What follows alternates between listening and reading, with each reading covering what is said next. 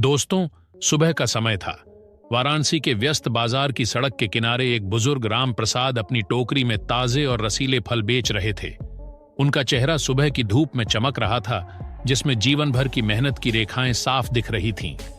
वे एक साधारण इंसान थे, जिनका संसार उनकी छोटी सी दुकान और दो बेटियों के इर्द गिर्द घूमता था।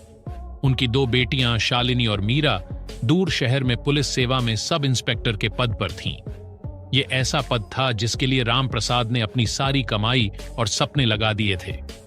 वे अपने गांव के पहले व्यक्ति थे जिनकी बेटियों ने इतनी बड़ी सरकारी नौकरी हासिल की थी। इस बात पर उन्हें गहरा गर्व था। वे दोनों अक्सर उन्हें फोन करती थीं, उनका हाल चाल लेती थीं। लेकिन राम प्रसाद कभी अपनी समस्याओं के बारे में नहीं बताते थे। उन्हें डर था कि इससे उनकी बेटियों का ध्यान उनकी नौकरी से हट सकता है।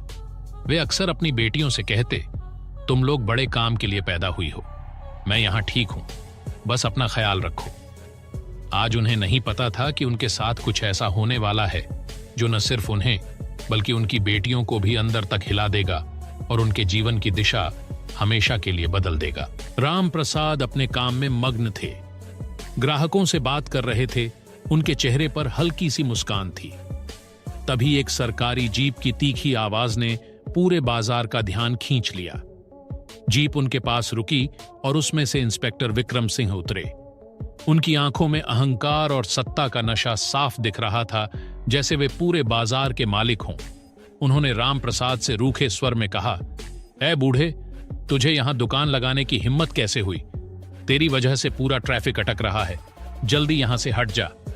राम प्रसाद ने विनम्रता से कहा, साहब, मैं बस थोड़ी देर के लिए यहां हूं, मैं अभी हट जाता हूं।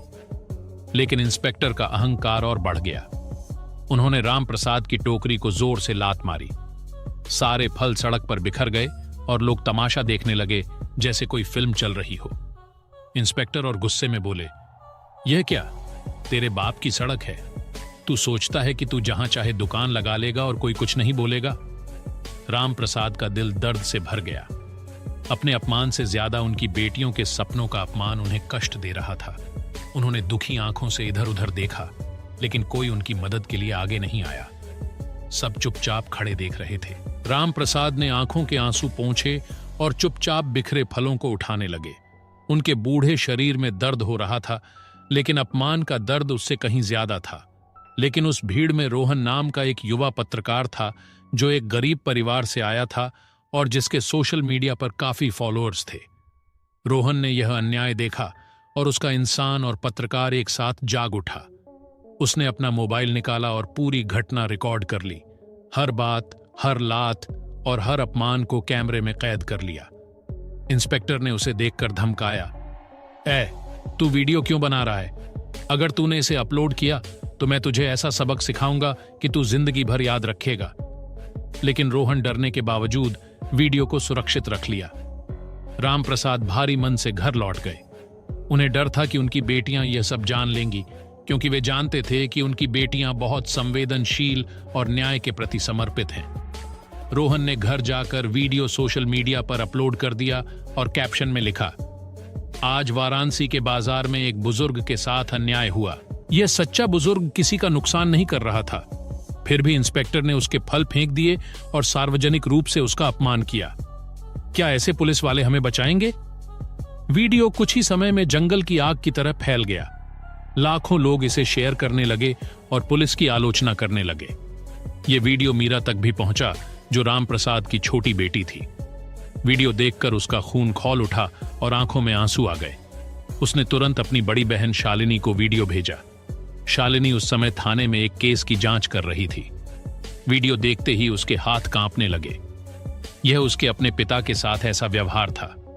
उसने गुस्से में कहा, हमने इतनी मेहनत की, इतना संघर्ष किया, सिर्फ इसलिए कि पिताजी को खुशी दे सकें।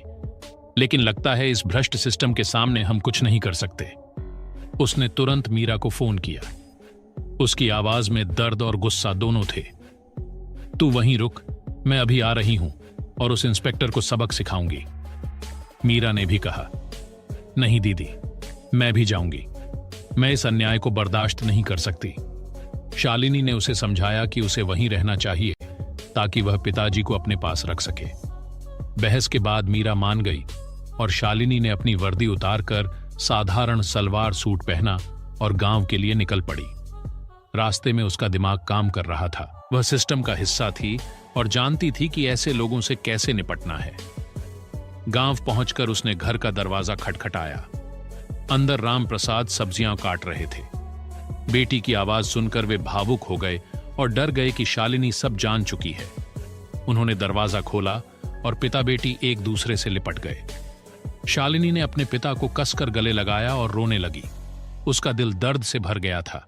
राम प्रसाद ने अपनी बेटी को सांत्वना दी। शालिनी ने पूछा, पिताजी, आपने मुझे यह सब क्यों नहीं बताया? यह बहुत बड़ा अन्याय है।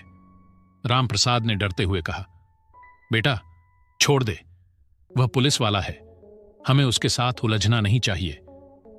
लेकिन शालिनी ने दृढ़ स्वर में कहा, नहीं पिताजी, मैं जानती हूं कि मुझे क्या करना है, उसे सजा मिलेगी। मैं यह अन्याय बर्दाश्त नहीं कर सकती। इतना कहकर शालिनी ने वर्दी पहनी और एक महिला सब इंस्पेक्टर के रूप में थाने पहुंची।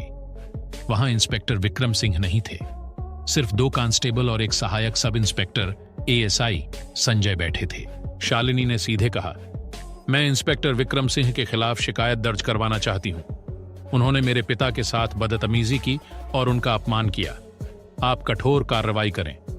संजय ने अहंकार के साथ कहा, क्या इंस्पेक्टर के खिलाफ शिकायत? तू है कौन? वह बूढ़ा तेरा बाप है। इंस्पेक्टर ने अगर थोड़ा डांटा भी तो क्या हुआ? गलती तो तेरे बाप की थी जो सड़क पर दुकान लगाए था। शालिनी का गुस्सा और बढ़ गया। उसने अपनी आवाज में पूरी ताकत डालकर कहा, मुझे कानून मत सिखाइए।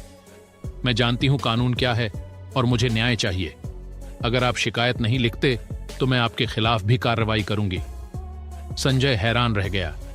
उसे यकीन नहीं हो रहा था कि एक साधारण लड़की इतनी हिम्मत से बात कर सकती है। उसने कहा, तू है कौन जो इतना धमक रही है? हम तुझे अभी जेल भेज सकते हैं। शालिनी ने बिना जवाब दिए अपनी सरकारी पहचान पत्र टेबल पर रख दिया। आईडी देखकर संजय की आंखें फटी की फटी रह गईं। वह डरते हुए बोला, माफ करें मैडम, आप एएसआई हैं? बताइए क्या करना है? तभी इंस्पेक्टर विक्रम सिंह थाने में आए और हंसते हुए बोले, क्यों आई हो? क्या करना है? शालिनी का मन हुआ कि वह उन्हें तुरंत थप्पड़ मार दे, लेकिन उसने धैर्य रखा और कहा, याद रखना, मैं तुम्हें सस्पेंड करवाऊंगी। इतना कहकर वह बाहर चली गई। अंदर इंस्पेक्टर और एएसआई सोचने लगे कि यह लड़की वाकई कार्रवाई करवाएगी। शालिनी घर जाकर सोचने लगी। फिर उसने एक योजना बनाई और अगले दिन सीधे डीएम अशोक कुमार के ऑफिस पहुंची। उसने वायरल वीडियो दिखाया और कहा, मैं इंस्पेक्टर के खिलाफ सख्त कार्रवाई चाहती हूं। डीएम बोले, सबूत और गवाह चाहिए। शालिनी ने रोहन को ढूंढ निकाला जिसने असली वीडियो दिया था और गवाह बनने को तैयार था। फिर दोनों डीएम के पास गए और सबूत पेश किए। डीएम ने वीडियो देखकर कहा, इस इंस्पेक्टर ने अपने पद का दुरुपयोग करके गंभीर अपराध किया है। अगले दिन एक बड़ा प्रेस कॉन्फ्रेंस बुलाया गया जिसमें मीडिया वाले जमा हुए। डीएम बोले, सोशल मीडिया पर वायरल वीडियो में एक इंस्पेक्टर ने एक बुजुर्ग के साथ अन्याय किया। हमारे पास गवाह और सबूत हैं। तभी शालिनी मंच पर आई और बोली, मैं सब इंस्पेक्टर शालिनी शर्मा हूं और वह पीड़ित बुजुर्ग मेरे पिता हैं। सब सन्न रह गए। शालिनी ने कहा, सिर्फ इंस्पेक्टर ही नहीं, एसआई संजय भी दोषी हैं, जिन्होंने शिकायत लेने से मना किया। डीएम ने तुरंत दोनों को सस्पेंड करने का आदेश दिया। गांव में यह खबर फैल गई और लोग कहने लगे कि राम प्रसाद की बेटी ने न्याय दिलाया। शाम को टीवी पर खबर चली, इंस्पेक्टर और एएसआई सस्पेंड, सब इंस्पेक्टर बेटी ने अपने पिता को न्याय दिलाया। विभागीय जांच में दोनों दोषी पाए गए। इंस्पेक्टर के खिलाफ पद के दुरुपयोग और जनता के साथ बदतमीजी का आरोप साबित हुआ और एएसआई के खिलाफ कर्तव्य में लापरवाही का आरोप लगा। दोनों को बर्खास्त कर दिया गया और उनके खिलाफ आपराधिक मुकदमा दर्ज किया गया। जब राम प्रसाद को यह खबर मिली, वे हंसते हंसते रोने लगे और अपनी बेटी को गले लगाकर बोले, तूने न सिर्फ मेरा बल्कि पूरे गांव का सिर ऊंचा किया। तो दोस्तों, आपको यह वीडियो कैसा लगा? अगर वीडियो अच्छा लगा तो एक लाइक करें और हमारे चैनल को सब्सक्राइब करना ना भूलें।